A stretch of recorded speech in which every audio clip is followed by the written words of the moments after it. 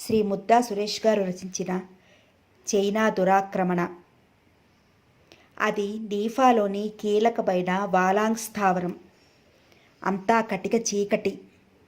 కీచురాళ్ల రొద భయంకరంగా వినపడుతోంది. కీకారణ్యం అది. రాక్షసుల్లా పెరిగిన ఎత్తైన చెట్లు గాలి కవ్వించినప్పుడల్లా పగలపడి నవ్వుతున్నాయి. తమ స్థావరం కాపాడుకోవడం కోసం బంకర్లలో పొంచి ఉన్న భారత సైనికులు ఎముకలు కొరికే చలి అంటే ఏమిటో తెలుసుకుంటున్నారు. 32 డిగ్రీలు తక్కువగా ఉంది అక్కడి శీతలం. వారి దవడలు టకటకా వణుకుతున్నాయి అసంకల్ప ప్రతీకార చర్యగా. ప్యారెక్స్లోని ఏరియా కమాండర్ భారత్ కపాడియా విపరీతంగా ఆలోచిస్తున్నాడు. అతడి కనుబొమ్మలు ముడివడి 120 నిమిషాలైంది. అతనిలోని యువక రక్తం ఉడికిపోతోంది. శత్రువులపై ప్రతీకారం తీర్చుకోవాలి. దురాక్రమణ జయించదని నిరూపించాలి. దేశ రక్షణకై తన శిక్షణ, తన మేధాశక్తి శరీరంలో చివరి రక్తపు పొట్టు ఉండే వరకు ఉపయోగపడాలి. ఇవి అతని ఆశయాలు. ఆ రోజు ఉదయం భారత సరిహద్దుల్లోకి చైనా ఆకస్మికంగా దూసుకువచ్చింది. సైన్యాన్ని గొర్రెల మందలా వదిలి నీఫాలోని దోమ్లా ప్రాంతాన్ని ఆక్రమించుకుంది. ప్రజానీకాన్ని నిశ్చేష్టులను గావిస్తూ ఢిల్లీ నగరం మీదుగా 3 చైనా యుద్ధ విమానాలు చక్కర్లు కొట్టాయి. అందులో భారత యాంటీ ఎయిర్క్రాఫ్ట్స్ గన్లకు 2 విమానాలు బలైపోయాయి.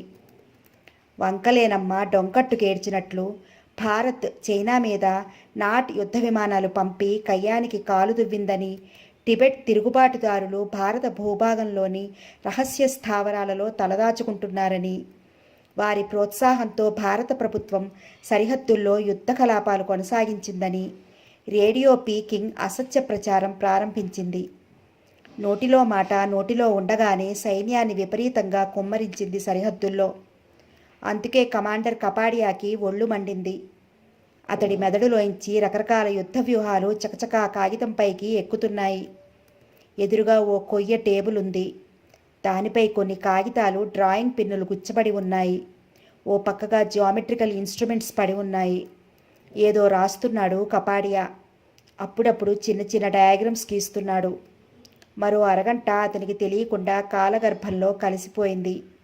యా అంటూ ఎగిరి గంతేసి ఒక్కసారిగా అరిచాడు కమాండర్ కపాడియా.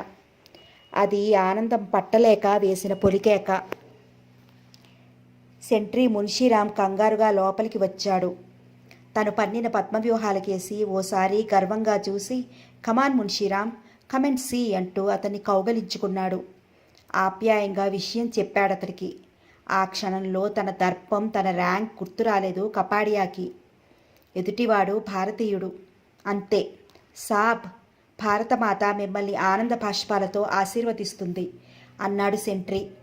జెయింట్ ఫ్లాస్క్లోని టీని మగ్లో పోసి కపాడియాకి అందించాడు.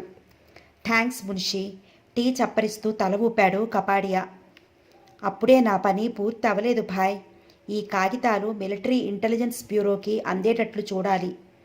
అక్కడ నుండి ఆర్మీ జనరల్ సహాయంతో ఈ వ్యూహాలు మన సరిహద్దులు విస్తరించి ఉన్న పశ్చిమ, మధ్య, తూర్పు రంగాల్లో అమలు పరచబడాలి. చైనా పిశాచాలు, బోనులోని ఎలుకల్లా పిచ్చిగంతులు. కపాడియా మాటలు పూర్తి కాలేదు.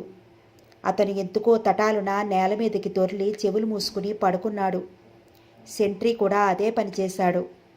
పైమంటూ విమాన శబ్దాలు. ధన్ ధన్ ధన్ బాంబులు కురిసిన శబ్దాలు వరుసగా 15 సార్లు వినపడ్డాయి. ప్రేలుళ్ళు. భూమి విడిపోతున్నట్లు అయిపోయింది.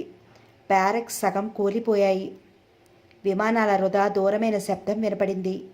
ఎయిర్ అటాక్ అన్నాడు ఆందోళనగా కపాడియా. జీ సాబ్, గొణిగాడు ఎక్కడి నుంచో మున్షీరామ్. దుమ్ము దులుపుకుంటూ పైకి లేచాడు కపాడియా. మరి బయట మన యాంటీ ఎయిర్క్రాఫ్ట్స్ గన్లు ఏం చేస్తున్నట్లు?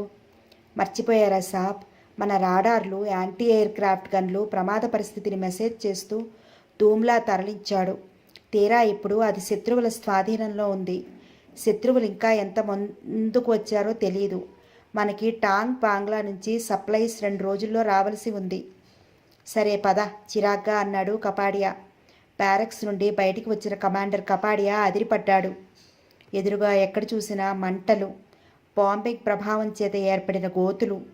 వాటి మధ్య ట్రెంచెస్లోనూ ఇసుక బస్తాలపైన దేహాలు తెగి శవాలుగా మారి అస్తవ్యస్తంగా పడి ఉన్న 6 ప్లాటూన్ల భారత సైనికులు, 2 లెఫ్టినెంట్ల కళేబరాలు. అంటే లెఫ్టినెంట్లు కాక మొత్తం 272 మంది. ఓహ్ భగవాన్, ఎందుకు ఇలాంటి పరిస్థితి కల్పించావు? నాయకుడిగా దగ్గరుండి రక్షించలేకపోయాను. పిడికిలితో నుదురు బాదుకున్నాడు కపాడియా. సాబ్ అన్న పొలికేక వినపడి ఉలిక్కిపడ్డాడు కపాడియా. గబగబా ఓ తాడి చెట్టు దిగుతున్నాడు సెంట్రీ. అతని మెడలో ఓ బైనాక్యులర్ వేలాడుతోంది. సాబ్, చెట్టెక్కి చూశాను. 2 ఫర్లాంకుల దూరంలో చైనా సైనికులు టార్చ్ లైట్లతో ఇటువైపే వస్తున్నారు. బహుశా వారికి ఈ మంటలు కనపడి ఉండాలి రొప్పుతూ అన్నాడు సెంట్రీ. వాళ్ళు శత్రువులే అని ఎలా చెప్పగలవు? అంత చలిలోనూ దుదుటుకు పట్టిన చెమట తుడుచుకున్నాడు కపాడియా. ష్యూర్ సాబ్, టార్చ్ లైట్ల కాంతిలో చూశాను.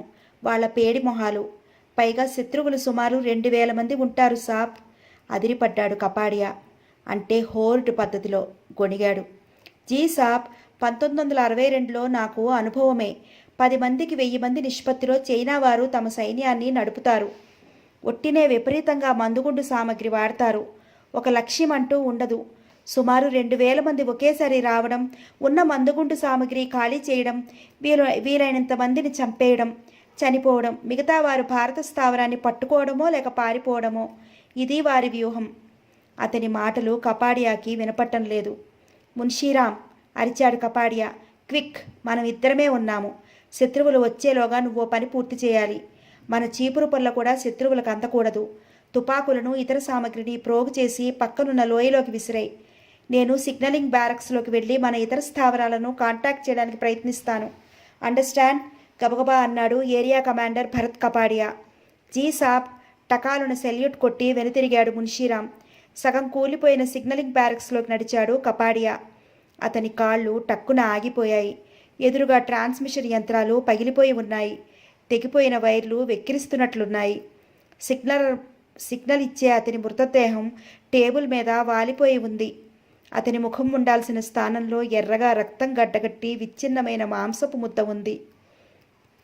కమాండర్ కపాడియా తల పంకించి తన బ్యారక్స్ వైపు కదిలాడు. శత్రువుల మధ్య ఎక్కువ కాలం వేస్ట్ చేయకూడదు. తను డిజైన్ చేసిన వ్యూహాలు వీలైనంత త్వరలో ప్రభుత్వం పరం చేయాలి అనుకున్నాడు కపాడియా. గబగబా లోపలికి వెళ్ళి తనకు కావలసిన సామగ్రి కిట్లోకి త్రోసి దాన్ని వీపు వెనుక బెల్టుకున్న బకుల్స్కి బిగించాడు. ఆఫీసర్గా శత్రువుల చేతిలో ఇరుక్కుంటే ప్రమాదం.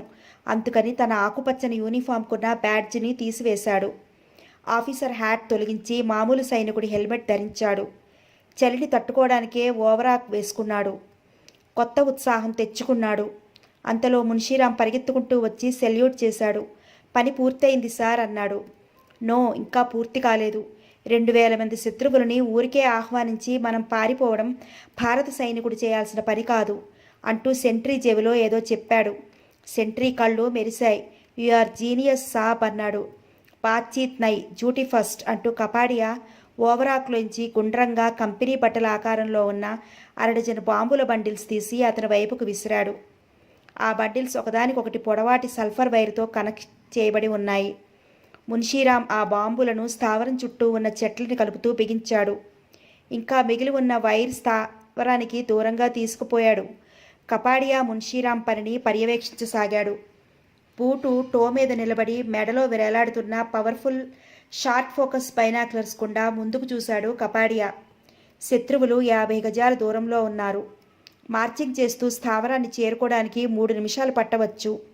రేడియం వాచీలో మరో నిమిషం గడిచిన తర్వాత కమాన్ విత్ ద వైర్ అంటూ సగం గొంతుతో అరిచాడు కపాడియా. మున్షీరామ్ అప్పటికే ఆలస్యం అన్నట్లు చేతిలోని సిగరెట్ని సల్ఫర్ వైర్ చివర ముట్టించాడు. సర్మంటూ వెలిగింది గంధకం. కమాన్ మున్షీ, డబుల్ అప్. ఈ ప్రాంతాలు వదిలేయాలి మనం. ఇద్దరూ చీకట్లోకి ఎటో పరిగెత్తారు. వారి బలమైన బూటుకాళ్ల మీద ఏవో నలిగిపోతున్న శబ్దం. 2 నిమిషాల తర్వాత అప్రయత్నంగా వెనుతిరిగారిద్దరు. దూరంగా ఎత్తైన ప్రదేశంపై నిశీతి నిశ్శబ్దాన్ని చీల్చివేస్తూ ధన్ ధన్మన్న విస్ఫోటాలు, ఆకాశానికి తాగే మంటలు, బాంబింగ్ స్ట్రోక్కి కరకరా కూలిపోయిన చెట్లు, గాలిలోకి ఎగిరిన చైనా కళేబరాలు కపాడియా చేతిలోని షార్ట్ ఫోకస్ బైనాక్యులర్స్ క్లోజప్లో చూపించాయి. తృప్తిగా నిట్టూర్చి ముందుకు నడిచాడు కపాడియా. మున్షీరామ్ అతన్ని అనుసరించసాగాడు. తెలతెలవారుతోంది. కిచకిచ శబ్దాలు చేసుకుంటూ పక్షులు ఆకాశానికి అడ్డం పడ్డాయి గుంపులుగా. మున్షీరాం, మనం దారి తప్పాం. పరుగు పెట్టడంలో జేబులోని కంపాస్ ఎక్కడో పడిపోయి ఉండాలి. టాంగ్ పాంగ్లా ఎప్పటికి చేరుకుంటామోనన్న భయం వేస్తోంది. సాబ్, ఇలా తుప్పల్లో ప్రయాణం చేసుకుంటూ పోతే ఎక్కడో తేరతాం. అప్పుడు మన వద్ద మ్యాప్లో ఆ ప్రదేశాన్ని లొకేట్ చేసి మంచి దారిలో పోవచ్చు. తల పంకిచ్చాడు కపాడియా. అబ్బా, చాలా దూరం నడిచాం. ఇక్కడ కాసేపు విశ్రాంతి తీసుకుందామంటూ కపాడియా చేతిలోని ఎల్ఎంజీని లైట్ మెషిన్ గన్ని నేల మీద పెట్టి ఓ పొదకు జార్ల పడి కూర్చున్నాడు. రాత్రంతా మీ మెదడు అలసిపోయింది, తెల్లవార్లు మీ శరీరం సొలిసిపోయింది అన్నాడు నవ్వుతూ మున్షీరాం. మరో 2 నిమిషాలకు గాఢంగా నిద్రపట్టేసింది కపాడియాకి. అరగంట తర్వాత తుపాకీ పేలిన చప్పుడు విని ఉలిక్కిపడి లేచాడు కపాడియా. ఎదురుగా బోర్లా పడి ఉన్న ఓ శవం ఉంది. వెన్నులోని రంధ్రంలోంచి ఎర్రని రక్తం ఓవర్ఫ్లో అవుతోంది. కొంపతీసి మున్షీరాం? ఆ ఆలోచన రాగానే అదిరిపడ్డాడు కపాడియా. శవాన్ని వెల్లకితిలా తీశాడు. అతడి హృదయం శాంతించింది. అది ఓ చైనీయుడి శవం. గుడ్ మార్నింగ్ కమాండర్ సాబ్ అన్న మాటలు వినపడ్డాయి. తల పైకెత్తాడు కపాడియా. చేతిలో 22 రైఫిల్ ఊపుకుంటూ ఓ గుట్ట దిగి వస్తున్నాడు మున్షీరాం నవ్వుతూ. ఉషాకాలపు నీరెండలో అతని రైఫిల్ కొన్న బాయినెట్ తలతలా మెరుస్తోంది. సాబ్, ఇద్దరూ నిద్రపోతే బాగుండదని దూరంగా చెట్ల మధ్య కూర్చుని మిమ్మల్ని గమనించసాగాను. అంతలో ఈ చైనా కుక్క వచ్చాడు. మీ కిట్ వాసన చూసి మిమ్మల్ని చంపబోయాడు. అంతలో నా రైఫిల్ ధన్మంది. కపాడియా కళ్ళు కృతజ్ఞతతో చెమ్మగిల్లాయి. మున్షీరాం, నీకెలా కృతజ్ఞతలు చెప్పుకోవాలో తెలియడం లేదు. నీకు ఏమాత్రం కునుకు పట్టినా నా ప్రాణాలు ఈ పాటికి అనంతవాయువుల్లో కలిసిపోయేవి. సాబ్, నేను సేవకుణ్ణి. మీరు చిన్న వయసులోనే పెద్ద హోదా సంపాదించుకున్న దీక్షాపరులు, మేధావులు. మీలాంటి వారు భారతమాత బిడ్డలుగా పుట్టినందుకు మేం గర్వించాలి. మీ పట్ల నా డ్యూటీ నెరవేర్చినందుకు నాకు ఎంతో తృప్తిగా ఉంది. మున్షీ, నువ్వు కాసేపు పడుకో, నేను వాచ్ చేస్తూ ఉంటాను. చిన్నగా నవ్వాడు మున్షీరాం. నేను సెంట్రీగాడిని. నిద్ర లేకపోవడం నాకు అలవాటే సాబ్. నీతో మాట్లాడటం కష్టమే అన్నాడు కపాడియా. అతడు అందించిన చేతిలో చెయ్యి వేసి పైకి లేస్తూ. తర్వాత చైనా సైనికుడిని ఓసారి పరీక్ష చేసి శవాన్ని పొదల్లోకి లాగేశాడు కపాడియా. సాబ్, మీరిక్కడే ఉంటారా?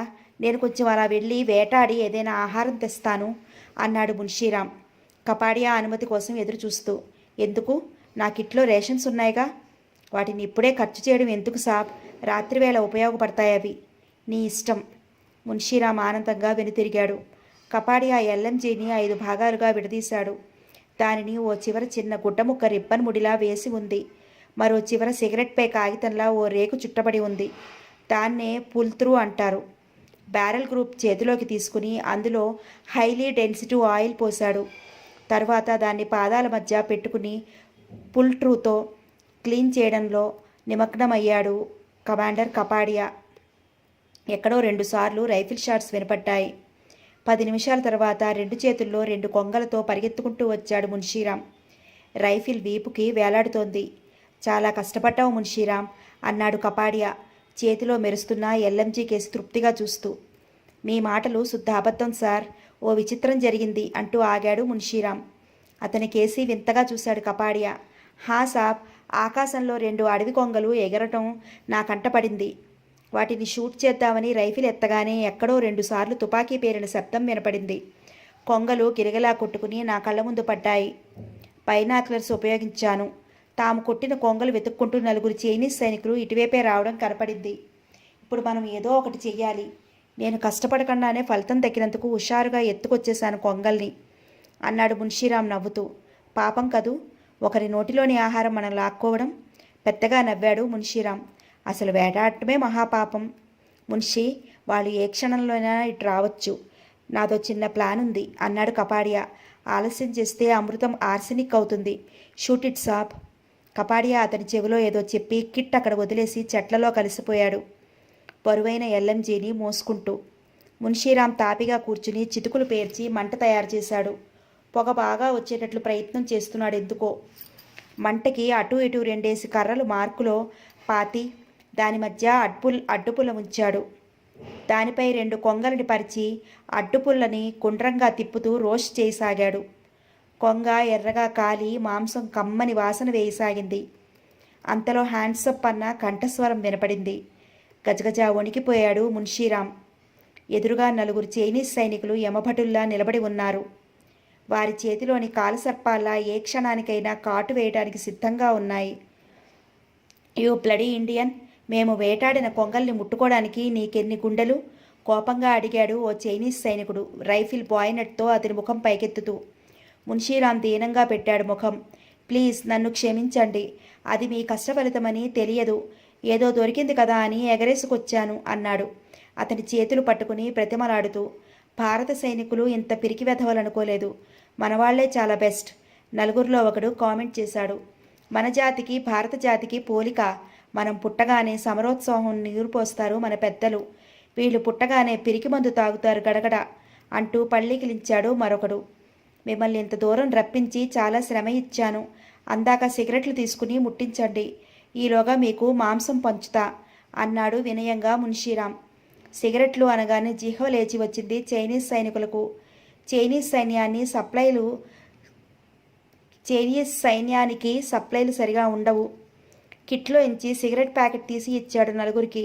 మిస్టర్, మమ్మల్ని కాకా పట్టినంత మాత్రాన వదిలేస్తామనుకోకు, నువ్వు చావక తప్పదు అన్నాడు ఓ చిలికి కళ్ళ సుందరాంగుడు సిగరెట్ ముట్టిస్తూ. మిగతా ముగ్గురు కూడా సిగరెట్లు పంచుకున్నారు. వద్దు, నన్ను చంపద్దు, నన్ను యుద్ధ ఖైదీగా మీ స్థావరానికి తీసుకువెళ్ళండి, అందుకు ప్రతిఫలంగా మీకు కొన్ని సైనిక రహస్యాలు చెప్తాను. ఆల్ రైట్ అంటూ సిగరెట్ కేసి ప్రేమగా చూస్తూ 3 దమ్ములు లాగాడు ఆ చైనీస్ సైనికుడు. అంతే, గొంతు మాడినట్లయింది. మత్తుగా వాలిపోయాడు. మోసం, దగా, కీచుమంటూ అరిచాడు మరొకడు పైకి లేస్తూ. రైఫిల్ తిరగేసి బ్యారెల్ వైపు పట్టుకుని మున్షీరామ్ చటుక్కున పైకి లేచాడు. 8 పౌండ్ల బరువు గల రైఫిల్ గాల్లోకి లేచింది. అంతే, ప్రత్యర్థి మెదడు 2గా పగిలింది. సైతాన్కే బచ్చే, భరతజాతిని విమర్శించే అర్హత కప్పలు పాములు నమిలే మీ నోళ్లకు ఉందా అంటూ మరొకటి పొట్టలో మోకాలుతో కుమ్మాడు. ఆ గుద్దులో కోట్లాది భారతీయుల బలం ఉంది. అతడు కడుపు పట్టుకుని బరువుగా వాలిపోయాడు. దమ్ములు గట్టిగా కొట్టడం వల్ల 4వ సైనికుడిపై మార్ఫియా ఎంపిక్స్ ఉన్న సిగరెట్ అప్పటికే పనిచేసింది. నాకు పని లేకుండా చేశావన్నాడు నవ్వుతూ కపాడియా ఎక్కడి నుంచో వచ్చి. ఇంకా నయం, నాకు మాత్రం వీళ్ల కడుపులో కత్తులు దూర్చి తాళం చెవిలా తిప్పాలనుంది సాబ్. ఆవేశంలో మున్షీరామ్ కంఠం వణికింది. అతని భుజం తట్టాడు కపాడియా. వాళ్ళు ఏదో అన్నారంటే అది వాళ్ళ తప్పు కాదు భయ్యా, వాళ్ళకి సైనికాధికారులు ఇచ్చిన టీచింగ్స్ అటువంటివి. కేవలం తమ సిపాయిలకి ప్రోత్సాహం ఇవ్వడానికి భారతీయులు పిరికిపందలని బలహీనులని ఏవేవో కల్పించి చెప్తారు. అయితే 1962లోని భారతదేశానికి ఇప్పుడు భారతదేశానికి అన్ని రంగాల్లోనూ ఎంతో తేడా ఉందని వాళ్ళ అధికారులకు మాత్రమే తెలుసు. మున్షీరామ్ కొంతసేపటికి మామూలు స్థితికి వచ్చాడు. మున్షీ, నీకో కానుక అంటూ కపాడియా కిట్లోంచి భూటాన్ ట్రిపులక్స్ రమ్ డిప్ తీశాడు. కొంచెం తాగి బాటిల్ అతనికి అందించాడు. థ్యాంక్ యూ సార్ అంటూ మిగిలింది గడగడా త్రాగాడు మున్షీరామ్. తల తిమ్మిరెక్కి హాయిగా ఉంది ఇద్దరికి. కపాడియా సైనికుల దుస్తులు వెతికాడు. 2 మ్యాపులు కనపడ్డాయి. గబగబా విప్పాడు. వాటిని మున్షీరామ్ ఆతృతగా వాటిపై వంగాడు. మున్షీ, ఇప్పటిదాకా మనం ఉన్న ప్రాంతం ఏమిటో తెలియక చచ్చాం. లాంగ్జూలో ఉన్నాం మనం. సాంగ్ధర్, చాంగ్ చన్మో లోయ దాటామంటే బుమ్లా చేరుకోవచ్చు. అక్కడే మనకు కావలసిన టాంగ్ బాగ్లా సైనిక స్థావరం ఉండేది. సాబ్, సాంగ్ధర్ అంటే తాంగ్ పెవులా సమీపంలోని పర్వత శ్రేణి కదూ, గొణిగాడు మున్షీరామ్. అవును, నీ సందేహం నాకు అర్థమైంది. ఇన్ని మైళ్ళ దూరం శత్రువులను ఛేదించుకుంటూ నడిచి వెళ్ళడం కష్టమే, దానికి రెమెడీ కాలమే చెప్పాలి అన్నాడు కపాడియా. స్పృహ తప్పిన చైనీస్ సైనికుల దేహాల్ని చెట్లకు కట్టి నడక సాగించారు ఇద్దరు. అడ్డుగా ఉన్న చెట్లు చేమలు బాయినట్తో నరుక్కుంటూ ముందుకు నడుస్తున్నాడు మున్షీరామ్. అంతే, ధన్ ధన్ ధన్ విరామం లేకుండా వినపడుతున్నాయి కాల్పులు. వికృతంగా అరిచాడు మున్షీరామ్. కమాండర్ సాబ్, ముందుకు రాకండి అంటూ మొదలు నరికిన చెట్టులా కూలిపోయాడు. మున్షీరామ్ దేహం తొర్లుకుంటూ వచ్చి కపాడియా కాళ్ళకి అడ్డు తగిలింది. అదిరిపోయాడు కపాడియా. చిల్లులు పడిన జల్లెడలా ఉంది మున్షీరామ్ శరీరం. రక్తం వరదలు కొడుతోంది. మెషిన్ గన్ మీద కపాడియా పిడికిలి బిగుసుకుంది. తారాజువులా గుట్ట మీదకి ఎక్కపోయాడు. అతని బూటుకాలని మున్షీరామ్ చేతులు ఆపివేశాయి. సాబ్, నా మాట వినండి, తొందరపడకండి. అక్కడ శత్రువులెవరూ లేరు. మనం ఫిల్బాక్స్ రేంజ్లో పడ్డాం అన్నాడు మున్షీరామ్. ఫిల్బాక్స్, గొణిగాడు కపాడియా. యుద్ధభూమిలో శత్రువులను నాశనం చేయడానికి అక్కడక్కడ ఫిల్బాక్సులను స్థాపిస్తారు. అది ఒక మారణాయుధం. ఫిల్బాక్స్కి అన్ని వైపులా మరతుపాకులు అమర్చబడి ఉంటాయి. సైనికుడు లేకుండానే శత్రువుల జాడను తెలుసుకుని కాల్పులు కాల్చే స్వయంచోదిత యంత్రాలుంటాయి వాటికి. మోకాళ్ళ మీద కూర్చున్నాడు కపాడియా. అతని కళ్ళ నుండి ధారాపాతంగా స్రవిస్తున్న వెచ్చటి కన్నీళ్లు మున్షీరాం రక్తసిక్తమైన ఛాతీలో ఇంకిపోతున్నాయి. మున్షీ, నా కోసం నీ ప్రాణాలు బలిచేశావా? ఇక్కడి దాకా తోడు వచ్చి ఇప్పుడు ఒంటరివాణి చేసి వెళ్ళిపోతావా? అతని ముఖాన్ని చేతుల్లోకి తీసుకుని చిన్న పిల్లాడిలా ఏడ్చాడు కపాడియా. మున్షీరాం చివరి క్షణాల్లో నవ్వాడు.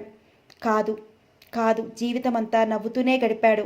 సాబ్, సేవకుడిగా మీకు, దేశానికి ఇంతకంటే సేవ చెయ్యలేకపోయాను.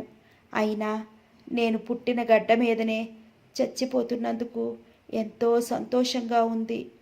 లేని శక్తి తెచ్చుకుని కుడి చెయ్యి కపాడియా భుజం మీద వేస్తూ అన్నాడు మున్షీరాం. సాబ్, మీరు నాలాంటి కోన్ కిస్కాగాడి కోసం బెంగ పెట్టుకోకూడదు.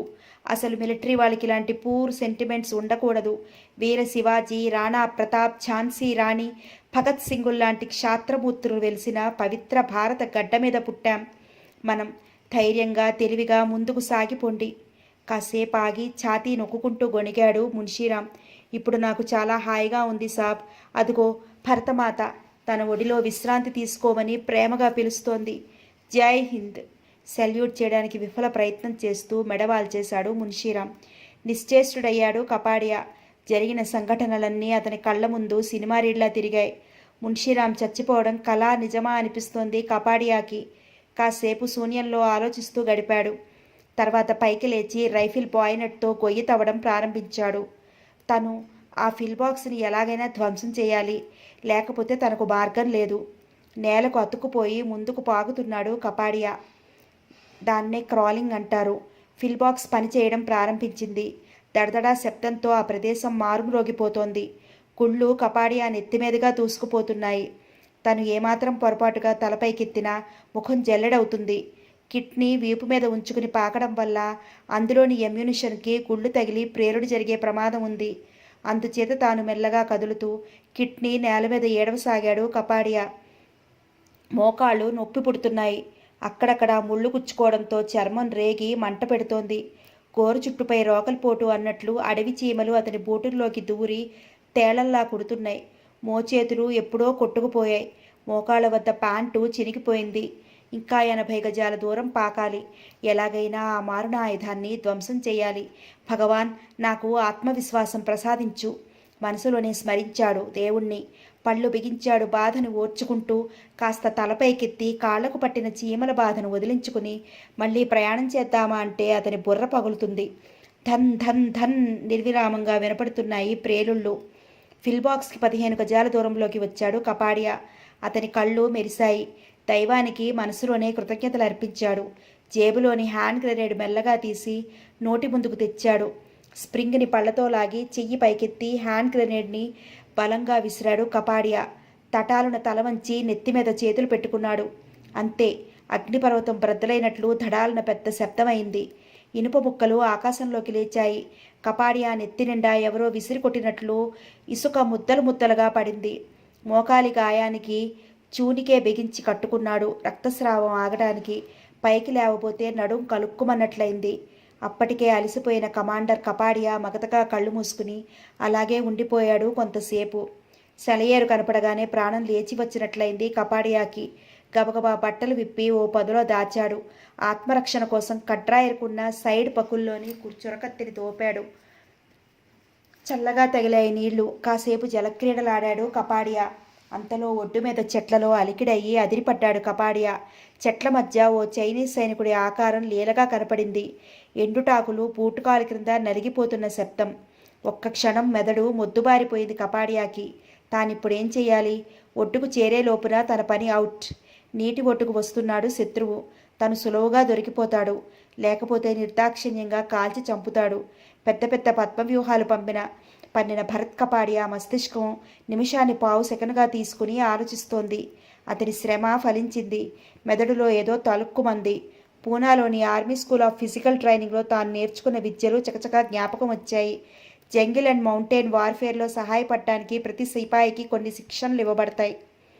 అందులో ముఖ్యమైనవి దొరికిన కర్ర ముక్కలతో నావల్ సృష్టించుకుని ముందుకు పోవడం, చెక్కలతో తాత్కాలిక వసతి నిర్మించుకోవడం, అడవుల్లో విరోధిపైకి ఉరకడానికి ఎలాంటి కీలకమైన స్థలాల్లో దాగి ఉండాలో, అలాగే శత్రువు అలాంటి ప్రదేశాల్లో దాగి ఉన్నప్పుడు ఎలా ఎదిరించాలో రకరకాలుగా ఈదడం మొదలైనవి.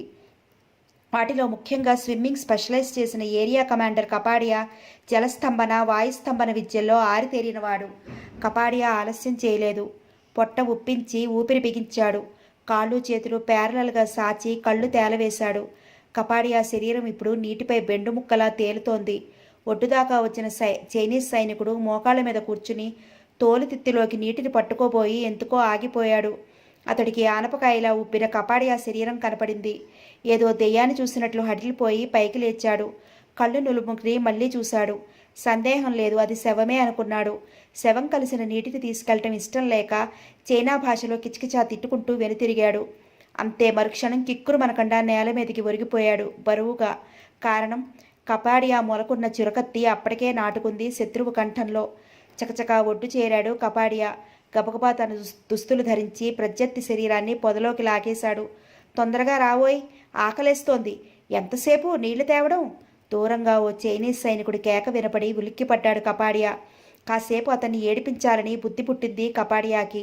తాను పంపిన సైనికుడి కోసం ఆ రెండో వాడు ఎదురు చూస్తాడు. ఎంతకీ రాకపోతే తనే ఇటు వస్తాడు. అప్పటికి తను సిద్ధం కావాలి. కత్తితో గబగబా చెట్లు కొమ్మలు నరికాడు కపాడియా. వాటిని తన శరీరం చుట్టూ కట్టుకుని ఓ పొద ముందు కాచు కూర్చున్నాడు. దాన్నే కెమాఫ్లేజ్ అంటారు. శత్రువుల మధ్య నుండి చెట్ల వేషంలో పారిపోవడానికి ఈ పద్ధతి ఉపకరిస్తుంది. చైనీస్ సైనికుడు కొనుక్కుంటూ వచ్చి అటు ఇటు చూశాడు. ఎంతకీ కనపడలేదు తన సహచరుడు. ఒకరి గురించి ఒకరు బాధపడే ఓపిక, అలవాటు చైనీయుల్లో ఉండదు. మౌనంగా క్యామోఫ్లేజ్ వేషంలో ఉన్న కపాడియా వద్దకు వచ్చి కూర్చున్నాడు. అది చిన్న పొద అని భ్రమించి నవ్వొచ్చింది కపాడియాకి. చేతిలో రైఫిల్ స్లంగని రెడీగా ఉంచుకున్నాడు. చైనీయుడు హుషారుగా విజిల్ వేసుకుంటూ రేషన్ బాక్స్ విప్పాడు. వాంతొచ్చినంత పనైంది కపాడియాకి. చైనీయుడు ఆవురావురమంటూ నవ్వులుతున్నాడు కప్పల కూరని. అప్పుడప్పుడు ఉడకపెట్టి మసాలా పెట్టిన అడుగు పొడవున్న పావుల్ని కొంచెం కొంచెం కొరుక్కు తింటున్నాడు. ఒళ్ళు జలధరించింది కపాడియాకి. తినడం పూర్తి చేసి త్రేంచుకుంటూ పైకి లేవబోయాడు చైనీస్ సైనికుడు. అయితే అతని కంఠం చుట్టూ రైఫిల్ స్లంగ్ బిగుసుకుని ఉంది. అదిరిపోతూ తలపైకెత్తాడు చైనీ. కొమ్మల మధ్య కోపంగా ఉన్న కపాడియా ముఖం కనపడింది. నీ ర్యాంక్ ఏమిటి? ఉరిమాడు కపాడియా. మామూలు సైనికుడినే. నిజం చెప్తున్నావా, లేకపోతే సైనిక రహస్యాలు చెప్పవలసి వస్తుందని అబద్ధమాడుతున్నావా? రైఫిల్ స్లంగ్ మరింత బిగుస్తూ అడిగాడు కపాడియా. లేదు, నిజమే చెప్పాను. రక్తం స్టాక్ అయిపోవడం వల్ల అతడి ముఖం గంధగడ్డలా తయారైంది. చెప్పు, మీ ట్రూప్స్ ఎక్కడెక్కడ ఉన్నాయి? ఇప్పటి వరకు ఏ ఏ స్థావరాలు ఆక్రమించుకున్నారు? నాకు తెలియదు. నడ్డి మీద తన్నాడు కపాడియా. చెప్తాను, మరి నన్ను చంపకేం? భయంగా చూశాడు చైనీ. అది ఆలోచించాల్సిన విషయం. ముందు విషయాలు కక్కు, లేకపోతే నువ్వు తిన్న పాములు కప్పలు ఒక్కొక్కటిగా బయటకు వస్తాయి. కరెక్ట్గా చెప్పటం కష్టం. మా ట్రూప్స్ని రాత్రివేళ అక్కడక్కడా దింపుతున్నారు. ఇప్పటి వరకు దోమ్లా, వాలాంగ్ మాత్రం వశపరుచుకున్నట్లు తెలిసింది. చుంగ్చన్ మోలాయ్ వద్ద కేంద్రీకృతం అవుతున్నాయి మా సేనలు. మా వాళ్ళ ఫైనల్ ఎయిమ్ కీలక స్థానమైన టాంగ్ పొంగ్లే. స్కౌండ్రల్స్, మీరు టాంగ్ పొంగ్లే వశపరుచుకోగలిగితే ఖచ్చితంగా నేను గాజులు తొడుక్కుంటాను. పళ్ళు కొరికి అన్నాడు కపాడియా. బెల్టులు బిగుసుకున్న చైనీయుడి బుర్రని సంచి మూతి బిగించినట్లు ఓసారి అటు ఇటు జాడించాడు. నరాలు తెగినట్లు అనిపించింది చైనీయుడికి. నేను చెప్పిందంతా నిజం, నన్ను చంపేస్తావా? హీనంగా పలికాడు చైనీ. కాదు, ఓ కాలు నరికి వదిలేస్తాను, టేక్కుంటూ పోదు గాని.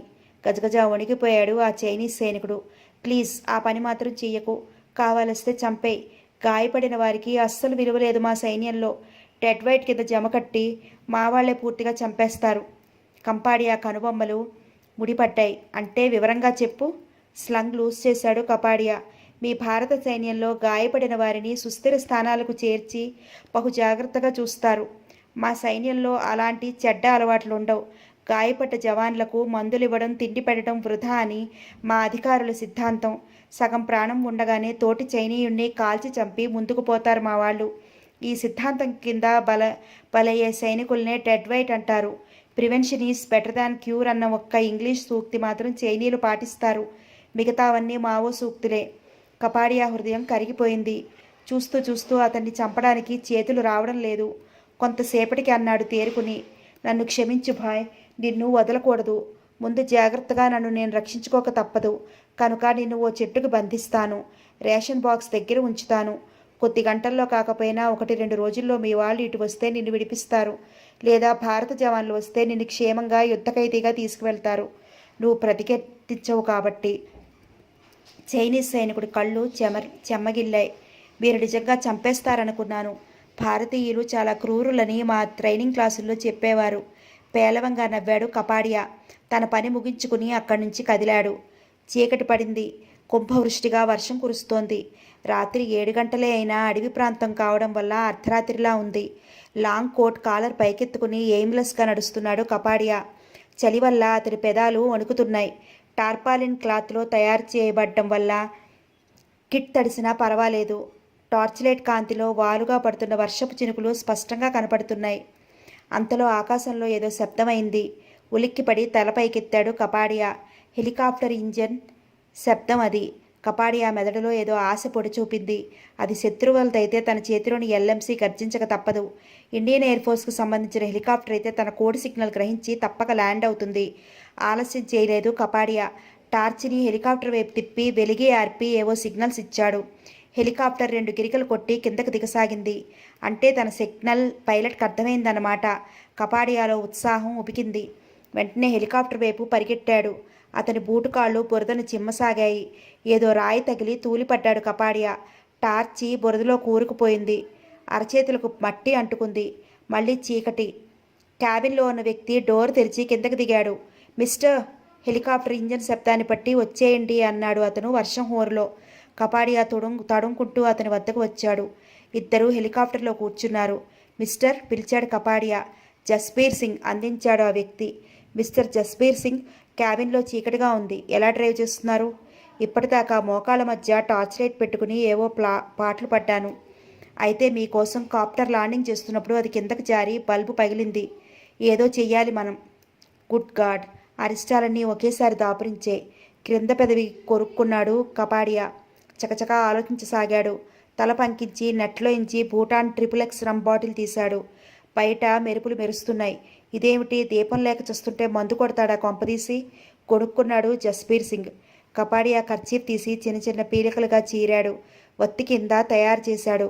వాటిని బాటిల్లోని ద్రవంలో ఒత్తిడి తడిపి బయటికి వచ్చేటట్లు అమర్చాడు. అగ్గిపుల్ల వెలిగించాడు. ఇప్పుడు రమ్ బాటిల్ పెద్ద సైజు కొవ్వొత్తిలా వెలుగుతోంది. యు ఆర్ జీనియస్ మిస్టర్ అంటూ ఆగాడు సింగ్.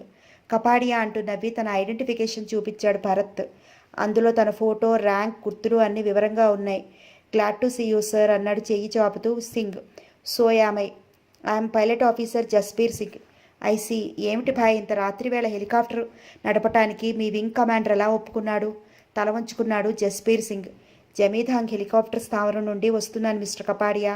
బ్యాంగ్బన్ మోభాయి దగ్గర మన జవాన్లకి రేషన్స్, వెపన్స్ లేక అయోమయంలో పడ్డారని వార్త వచ్చింది. ఏ క్షణంలోనైనా చైనీయులు ఆ నిస్సహాయాన్ని అటాక్ చేయవచ్చు. అందుకే తెగించాను ఇంత రాత్రివేళ సప్లైలు తీసుకెళ్ళటానికి. కమాండర్ ఒప్పుకోలేదు. బ్రతిమాలి బయలుదేరాను. మీ సాహసానికి నా జోహార్లు మిస్టర్ జస్బీర్ సింగ్. నేను ఏ ముఖ్యమైన బాధ్యతతో బయలుదేరానో మీ పని అయిన తర్వాత నన్ను వీలైతే టాంగ్పాంగ్ల స్థావరంలో దిగబెట్టాలి. At your service mister Kapadia. ఇక బయలుదేరదామంటూ Jasbir Singh instrument panel case చూసి ఏదో నొక్కాడు. హెలికాప్టర్ గాల్లోకి లేచింది. క్యాబిన్ అంతా వెలుతురుగా ఉంది. కపాడియా సీటు వెనక్కి తల తిప్పి చూశాడు. వెనక్గా కొన్ని సెమీ ఆటోమేటిక్ ఇషాపూర్ రైఫిల్స్, 22 మరియు 303 రైఫిల్స్, మరికొన్ని 3.7 ఇంచ్ హావిట్జర్స్ పడి ఉన్నాయి.